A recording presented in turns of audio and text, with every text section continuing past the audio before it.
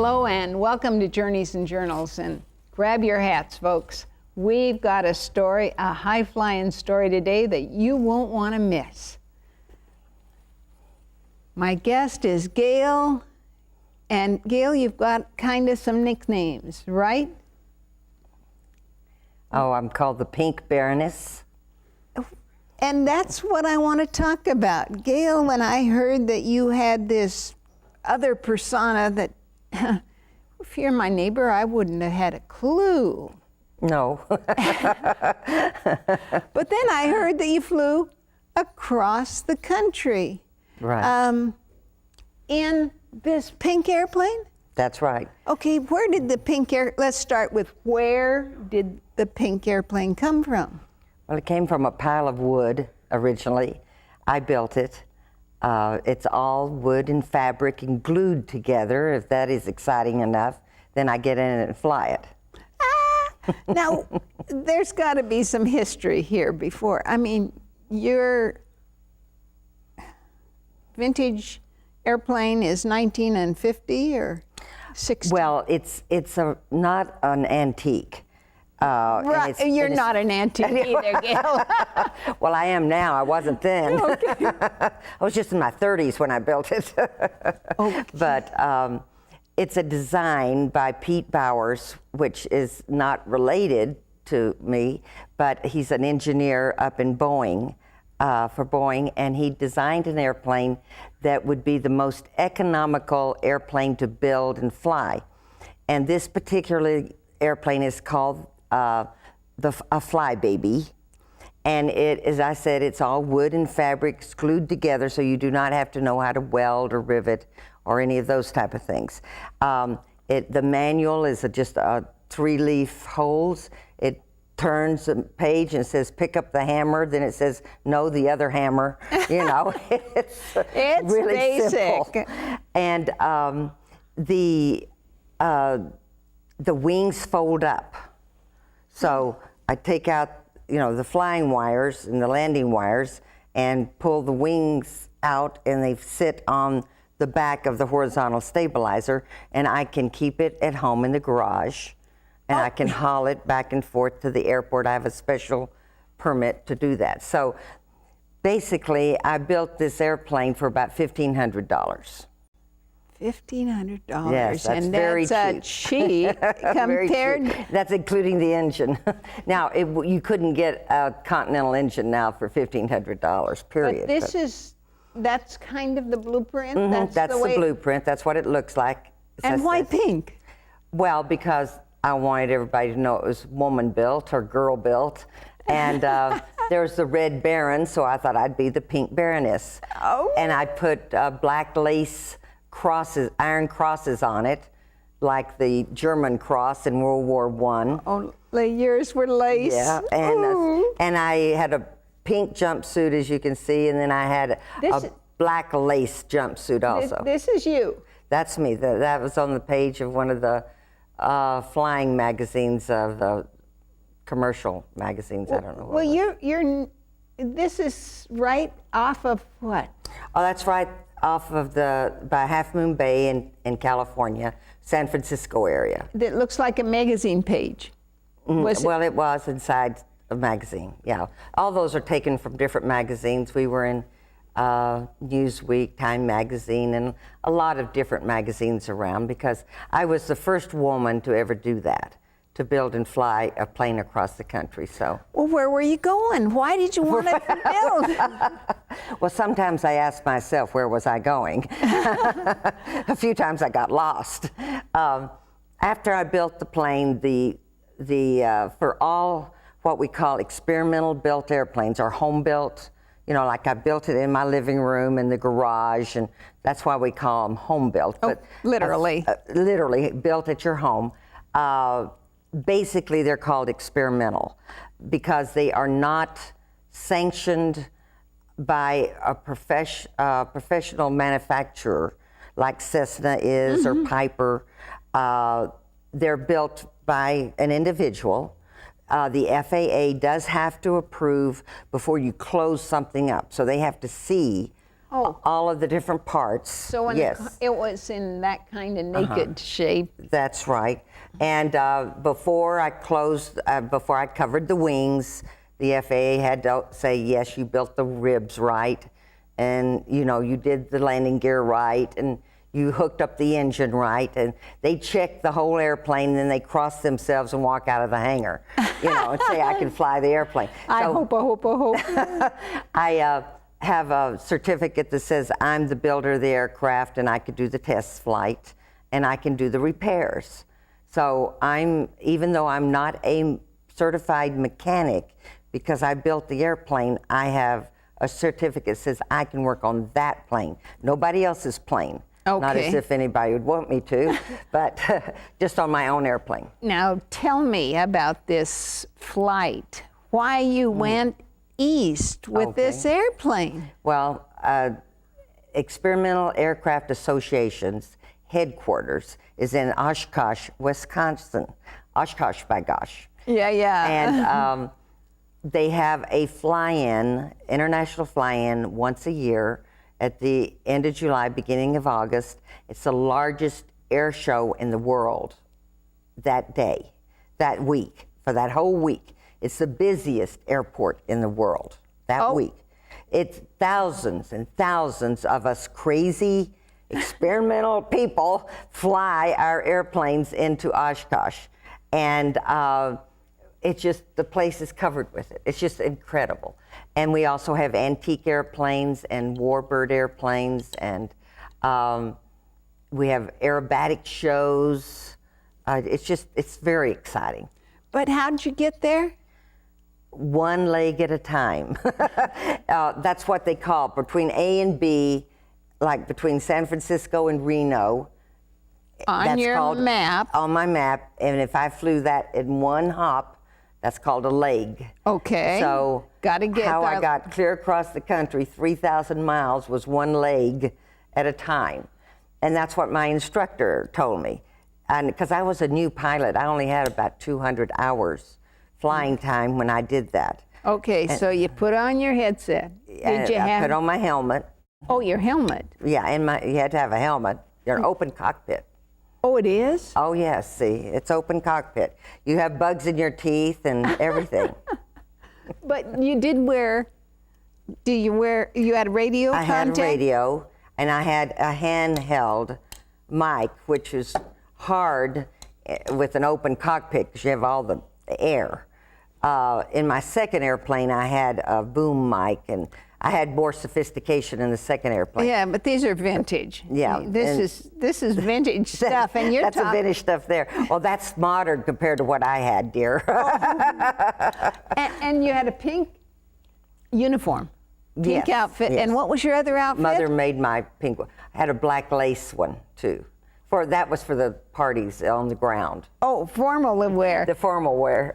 Well, you have this pink airplane picture here that just, there you going. Where? Yeah, I'm flying down the coast over by Half Moon Bay and around San Francisco, and you can see the fog coming in, and just flying along. It's a 65 horsepower Continental engine. So I used to joke, it takes off at 65, cruises at 65, it lands at 65. But honestly, I could get up to 75 and sometimes 85 miles an hour if I was going straight down in a dive. In a hurry. So basically, I went across the country following roads. There's no instruments in the airplane. I have no electrical system, so I had to hand prop it like you did in the old movies. Because the only thing I had that was mechanical at all was I had a radio, I had a motorcycle battery, a little bitty battery, so I could call the big airports when I had to go into the big airports. Most of the airports were little airports, and you didn't have to talk to anybody. You just sat down. You just got in the line and followed the plane in front of you and landed. But sometimes there weren't planes in front of you. No, and you just hoped you landed at the right airport. When I heard you at Christian Women's Club, and I heard that one time you went to what was not really a field. Kind of lost. Oh, well, Kinda. yes, I definitely got lost and found my way by finding in the Midwest, a water tower. And the water tower had its name on it. It's called Ainsworth, Nebraska. Now, there was an airport outside Ainsworth, Nebraska, so I did land at an airport, but I didn't know where I was going to land. I was ready to land in the field. Now, I have landed that little pink airplane in a field. I got caught between two thunderstorms right outside of Casper, Wyoming. And one storm was this way and another storm was this way. That is not where you want to be. So there was no airport, and so I just picked a cow field and landed, and the cows looked at me, and I'm sitting there in the rain, and the cows are coming over and looking at, and they started licking my pink airplane. They liked the pink airplane, but I had great big wheels on the airplane, so I could do that. How'd you get out of there? Out of the cow field? Very carefully. You flew out and... Oh, yes. Oh, yeah. Yeah. Oh, no. You fly in, you can fly out. I just had to get the cows out of the way. Oh. Now, this down here is showing... Well, I'm one picture on the far side. I'm at school. I was a kindergarten teacher, so I was showing the children how an airplane, that's a model airplane, is built.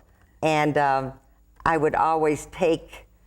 I'd always take my kids to the airport, let them sit in the airplane and everything. And so in their little pictures when they would paint them, you know, you'd have the house, the tree, the sun, and a pink airplane. You know, all the children thought every teacher probably had a pink airplane.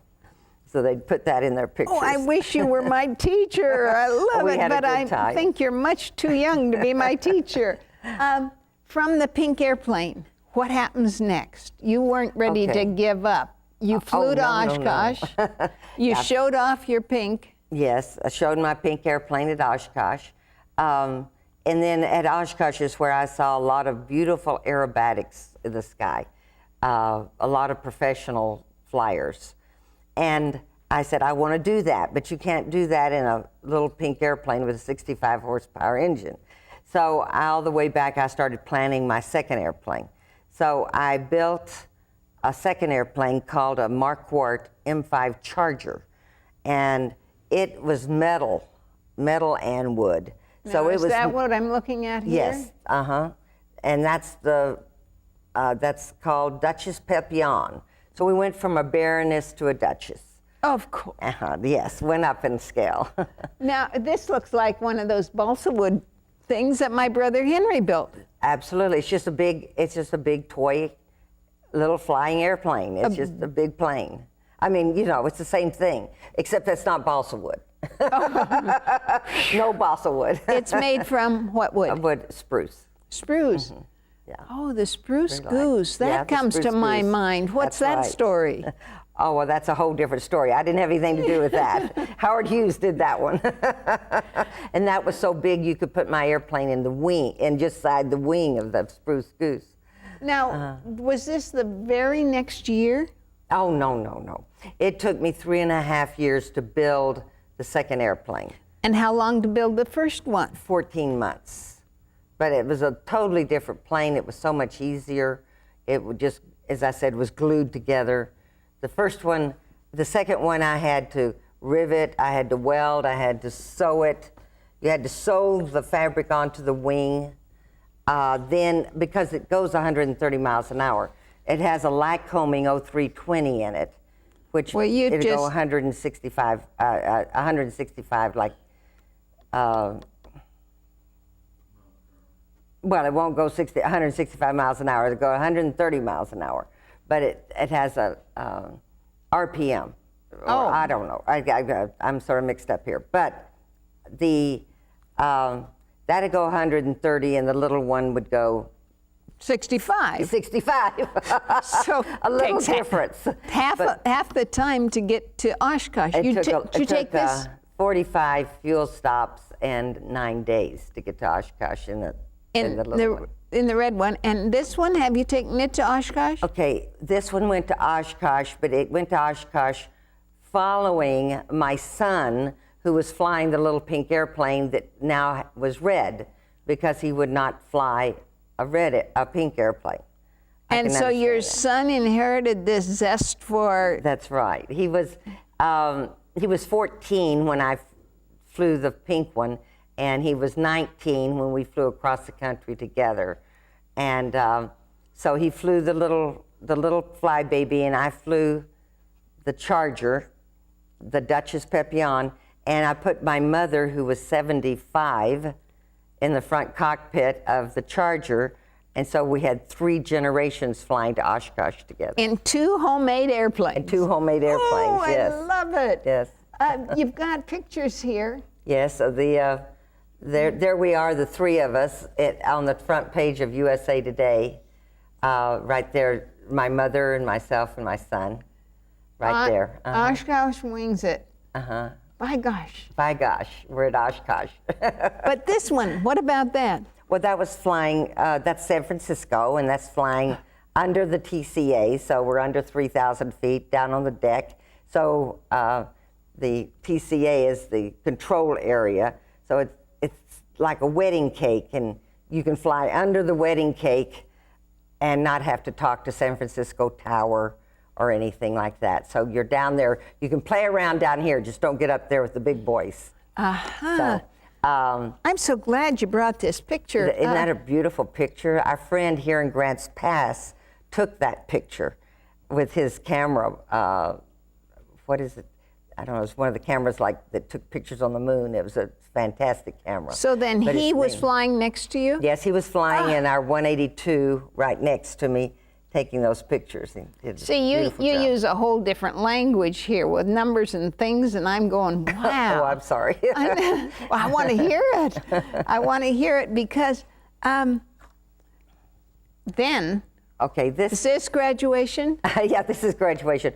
Well, this is from getting to be a centerfold, Miss October. We were on a calendar, and she got to be Miss October. And so I've always had the saying, I got to be a centerfold. Miss October, and I'm at 3,000 feet with all my clothes on. Oh, and this is when? This is 87. So are you still flying? Well, I still have my license. I just don't have my medical right now. So I'm working against some high blood pressure problems. So when I get that conquered, I'll be back in the air again. My son has the airplanes right now. And he lives where? He lives down in San Francisco area in Belmont. So I couldn't just go out to the little airplane or airport or expect to see you flying over. No, I don't have it here. No, it's down in California. Well, my brother's been working on high blood pressure, lowering blood pressure naturally, so I got to get you in touch with him, and we'll get you back in the air. What kind of people, tell me about the people who would fly airplanes, and the people who would build airplanes, and the people who go by the 1,000 to Oshkosh. What do you have in common? Well, that's very good. Flying across the country, I really learned a lot about flying into little airports. There's a camaraderie among airport or flying people. I don't know if it's because they all know that your life is in your hands when you're up in that air, that everybody's so willing to help. Everyone, they would take their airplanes out of hangars and put my little airplane in, and they would give me the keys to their car and say, here, go over to the motel, you know, here. They were just all so friendly. And I think it's the thread of loving the freedom of flying, of respecting someone that has enough guts, I guess, to put something together and get in it and fly it. I think it's just like anything that you have in common with any group. But the flying people, I find, they're not just engineers, or they're not just men. There's a lot of women in the flying industry. I'm so glad you brought that up, because I wondered, do you find prejudice against women? No. I I find that the men welcome it. They welcome the break, I think.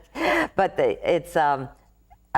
you know, when we have experienced it ourselves, we can sit around and we call it hanger flying, when you talk about airplanes. Hanger flying is like telling fish stories. They get better and bigger and longer. Well, the same way with flying. And if you've earned the right, you can tell the tales just as well as anyone else, you know. And so we have a good time doing that. So the ground's even. Yeah. Oh, yeah. It's really nice. And I found in building the airplane, now I had particularly the second airplane. The first airplane was easy to do, but the second airplane was so hard. I had to learn things I had no idea how to do. Including welding? Yeah. It was not a cut and paste airplane. So the first one was my kindergarten airplane, cut and paste. Okay. You know? But the second one was a mechanical, full blueprints airplane. So I had to go to friends that were engineers and ask them how to read the blueprint and how do I do this. And I just found they were so helpful. Well, the first one you hadn't soldered a thing, or hadn't welded a thing. No, I hadn't welded anything, no. But here we go. Well, the fuselage in this was metal, so it had to be welded, the fuselage. That's the long part you sit in. Thanks. I just went to school. What the fuselage is. The wings were made out of wood. Right. We can see that here. And now, was that fabric over that? Yes. It's called Sinconite. And you cover it with the fabric, sew it on, and cover it with we call it dope. It's a type of glue that when you put heat to it, it shrinks. I would love it if it'd work on my face. It would take out all the wrinkles. But on an airplane, it's the only ironing I ever enjoyed. I just put my iron over it and it just went, and it vanishes. It's like shrink wrap. Yeah, it's like shrink wrap. Mm-hmm. Well, now, if I can, they change color. The first, second, and third airplanes are all different color. Well, there's just two airplanes. Okay. The one, I'm sorry. There are three colors. First one's pink, and then it got painted red by my son. And then the second one is yellow and looks like a butterfly. And the reason they might be a little different colors is because the sun is faded. See, the sun has been on this picture, but it's really that yellow. Okay. Yeah, so it's just faded. Well, but didn't you say the pink airplane had faded too? It faded too, but this picture faded, not the plane. Okay. The pink airplane did fade. The minute I opened the can, I think the color started to fade. It was not, let's say, a common color that was produced by the manufacturer. And so they just made it special for me. Oh, it what? Pink?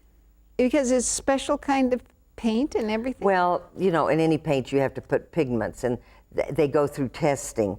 And this particular paint, it was by Stitz Aircraft Aviation, made the paint. You can't just get some Chem Glow and put on an airplane. You got the... No. And this was a particular type that if there was you could patch it easier than you can if I used enamel paint, like on a metal airplane. The paint is different, totally different. It's the difference between watercolors and oil. It's two different things. Oh, well, I'm going to school. Okay, I'm learning. That's all right. I want to know fun stories. Just tell me about the most okay. fun. Let me tell you about a fun story. This is about my mama picking up mother in Texas. Well, that's where you learn to talk funny. Huh? That's where I learned to talk funny. I'm from Texas. I have to carry a passport, my husband says, because I'm from Texas. Anyway, Willie and I flew in the two separate airplanes all the way to Texas to pick up Mama. And we were being followed across the country by newspapers and video cameras and things. And I was there talking to them, and I just absolutely forgot that Mother did not know anything about an airplane. So I explained to her, I said, okay, Mom, put on your helmet, And she didn't even want to give up her bonnet because she always took care of her face, Oh, you yeah. know. I said, no, you can't wear a bonnet in an open cockpit, Mama. It'll fly off. You have to put on a helmet. So I got the helmet on her and got her in the airplane. And I said, now, and got her buckled in and said, now, Mama, see that stick right there? She said, yes. I said, there's a red button on it. If you want to talk to me, you punch the button and talk. I forgot to mention there was a boom mic on the helmet. So we took off from Meacham Field, started flying over the countryside, and I said, Mama, do you see the ranch? Because I was raised, our ranch was right outside. Your place. Yeah. You flew over. I said, do you see the ranch? And all of a sudden the plane went pow, pow, straight up in the air. And my son says, what are you doing, Mother? And I said, I'm not quite sure. But what Mama had done was grabbed the stick, pulled it back, punched the button and said, I see the ranch. Well, in talking to her that night, she said, I had no idea that stick was guiding the airplane. So we did aerobatics at 300 feet over the ranch and didn't mean to. You know. And she had her first lesson. That was her first lesson, that's right. So was this big news? I mean, 3 generations, 2 home-built airplanes? Home-built airplanes, yes. And I mean, this is. It was unusual. It was different, to say the least. I just marvel at the woman. You know, you have other women who have flown before you. Oh, many. And but I was the first one that built their own airplane and flew it to Oshkosh.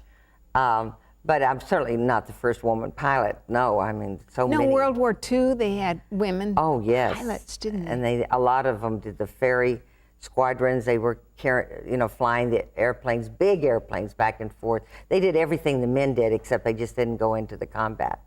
And they were support in that. And, well, there's history about women who've gone around the world. Oh, absolutely.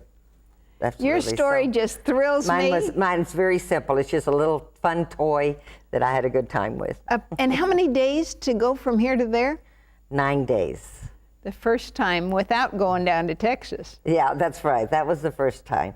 And because you wait out thunderstorms and, drive somebody else's car to the motel. I like that one. Thank you so much for being my guest here on Journeys you're and Journal. welcome. I love it. I love it. And when you get that license back, take me for a ride, okay? Okay, I certainly will. You'll be the first one. I'm Bernie Martin Beck saying thanks for tuning in.